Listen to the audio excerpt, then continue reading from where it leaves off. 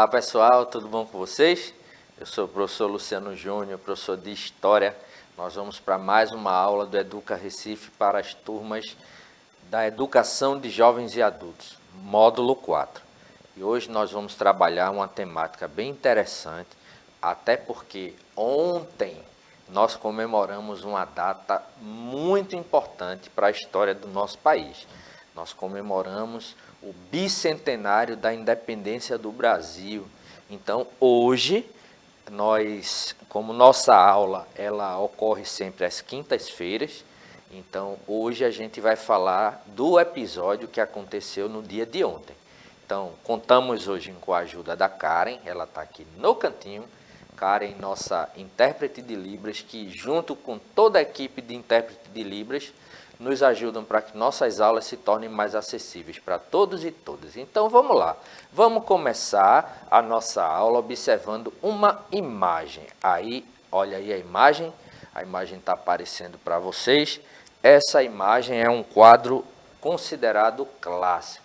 A gente tem aí uma representação do Grito do Ipiranga. Aí vejam, eu já acabei de dizer, a gente tem na imagem a representação do Grito do Ipiranga e, nesse sentido, a gente destacou aí a figura do imperador Dom Pedro I, E aí vem aí a pergunta, por que é que o Dom Pedro ele foi retratado dessa forma na imagem? Por que é que o Dom Pedro ele foi retratado aí no centro da imagem? A gente observa a imagem dele aí no centro, vejam, pessoas ao redor, no cantinho aí esquerdo da imagem a gente tem um grupo de pessoas que muito provavelmente ali pelo traje seriam agricultores.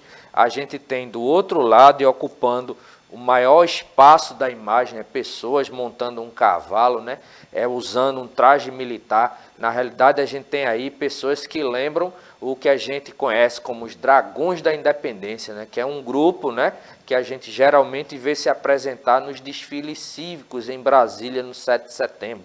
Mas vejam, nesse sentido, a imagem do Dom Pedro foi retratada dessa forma porque no momento em que esse quadro foi pintado, havia a ideia de construção daquilo que a gente chama de heróis nacionais. Então, há relatos que dizem que o Dom Pedro nem teria se dirigido aí às margens do rio Ipiranga, não teria dado esse grito que dizem que ele deu, mas aí cabia a iconografia registrar a figura do Dom Pedro como um herói, como um camarada ali corajoso, levantando lá a sua espada, aquela ideia do independência ou morte.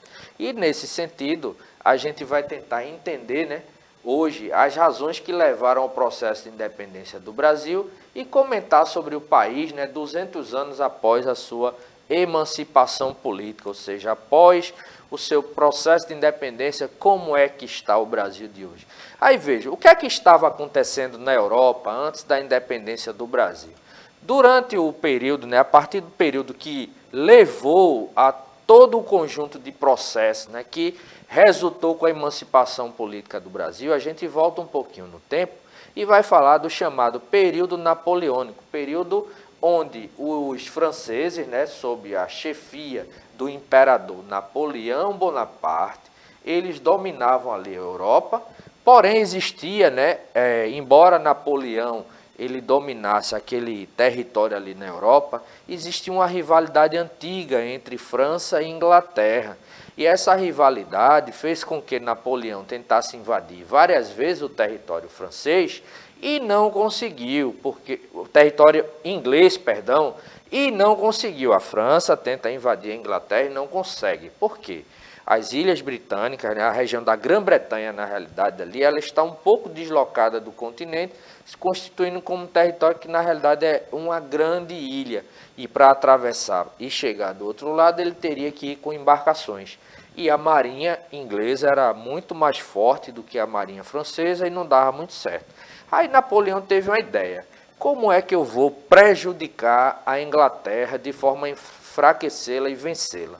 Aí, em 1806, ele decreta o que vai se chamar de bloqueio continental, ameaçando invadir qualquer nação na Europa que continuasse mantendo relações comerciais com a Inglaterra. Como o exército de Napoleão até então era o exército mais forte, então grande parte dos países aí, ó, da Europa, né, se mantiveram, né, obedientes a essa questão. Então a gente tem um mapa aqui que mostra aqui, ó, a região da França, né, e a região sob domínio, né, ou influência direta da França. Aqui a gente tem a Inglaterra, né, a Grã-Bretanha, né, Inglaterra aqui.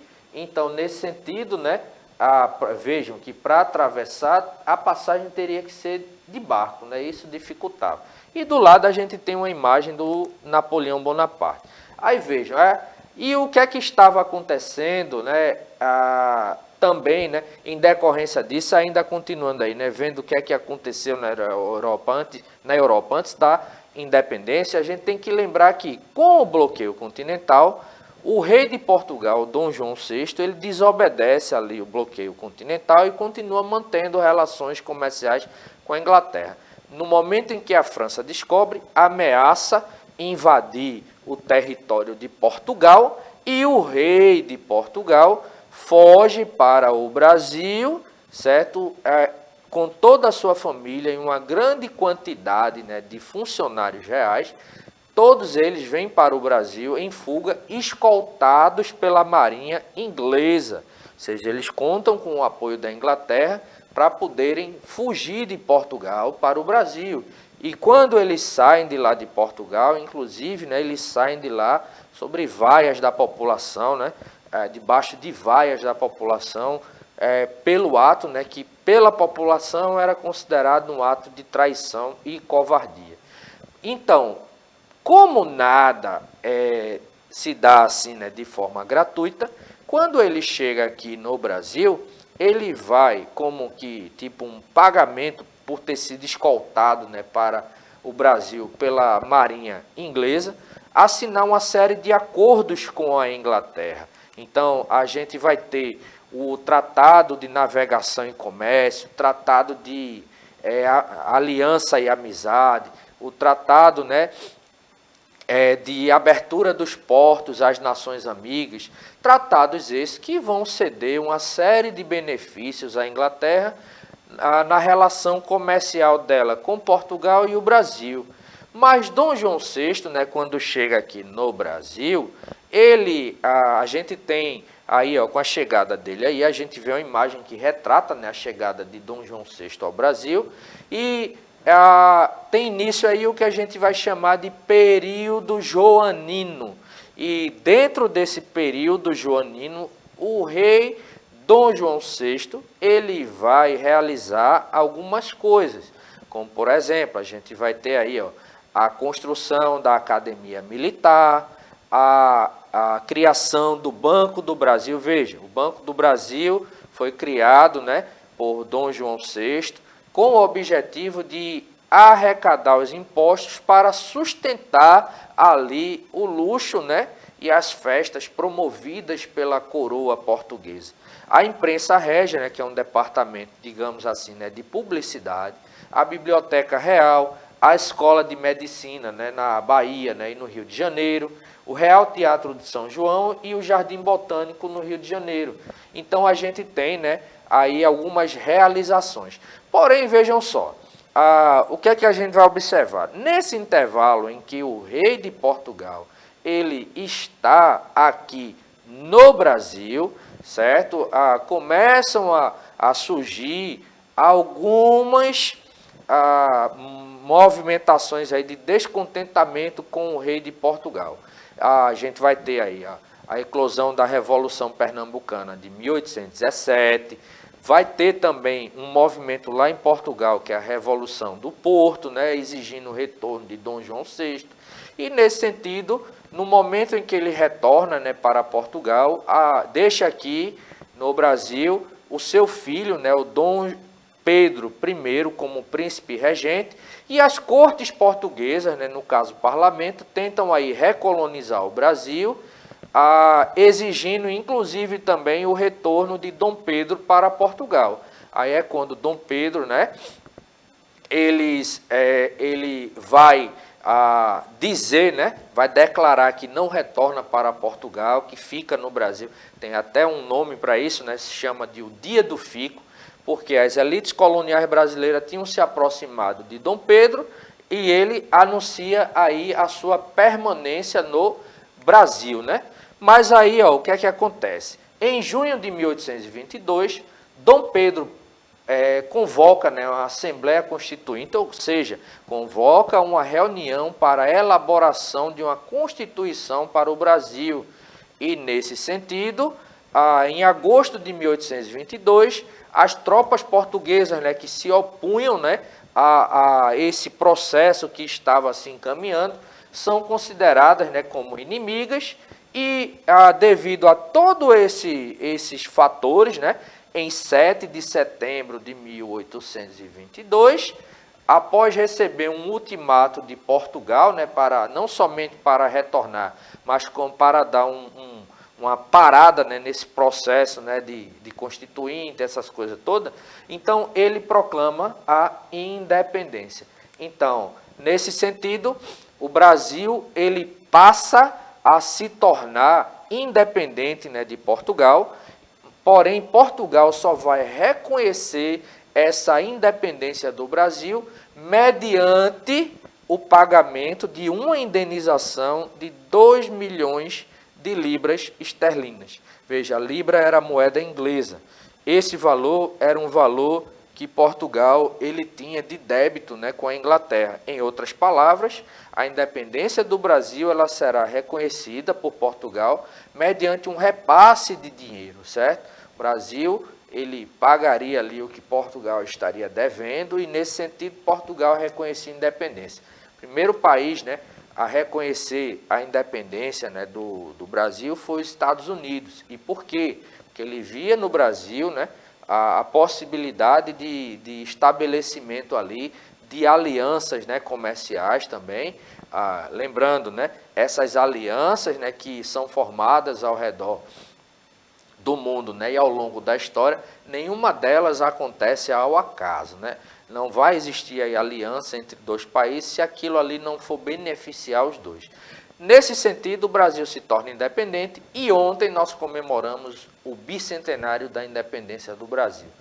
E nesse sentido cabe a pergunta, 200 anos depois, o que a gente pode falar do Brasil independente?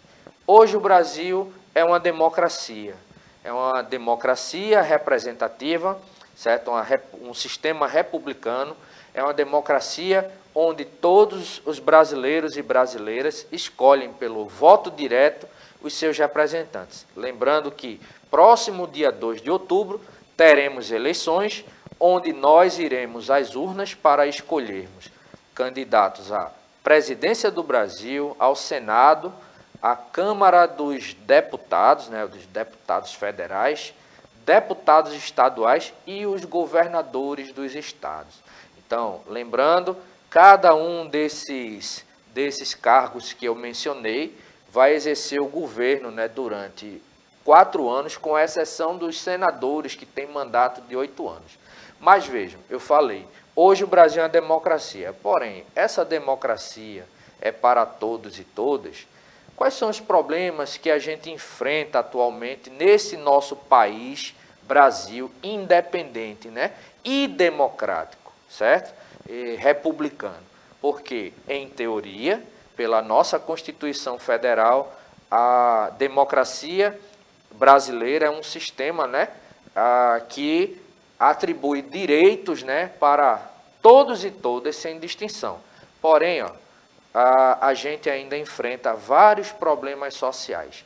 A questão do racismo, que ainda é muito forte no nosso país, a questão da misoginia, certo? A gente ainda tem, infelizmente, no nosso país, negros e negras, mulheres, certo? Recebendo, por exemplo, salário menores do que os homens e do que os homens brancos. Tem a questão da homofobia, né, onde o público LGBTQIA+, é vítima de constantes violências. Nosso país, apesar de uma democracia, ainda enfrenta um grande problema de desigualdade social. Os índices estão à mostra, né? A gente tem infelizmente, uma grande quantidade de concidadãos, né, compatriotas nossos, né, passando pela questão da fome, certo? E a gente vê, infelizmente, alguns grupos constantemente realizando ataques contra a nossa democracia. Nesse sentido, cabe aí a reflexão. O que é que a gente pode fazer, certo, para que a gente tenha realmente o estabelecimento de uma democracia em um país que ontem comemorou o bicentenário da sua independência, mas que ainda continua preso a muitos problemas, né, sociais. O Brasil, ele se tornou independente, né, de Portugal, mas continua dependente de muitos problemas sociais. Espero que vocês tenham gostado da aula e, nesse sentido, fica aí como sugestão de atividade. Aponta o celular para o QR Code e você vai assistir um vídeo que trata, né, de forma complementar do tema que nós trabalhamos aqui na nossa aula. Sugiro que, após assistirem o vídeo, vocês debatam sobre ele com seu professor, a sua professora, pensando nessas questões que nós colocamos. No mais, gente, agradecer a Karen e tchau, tchau, pessoal. Até a nossa próxima aula.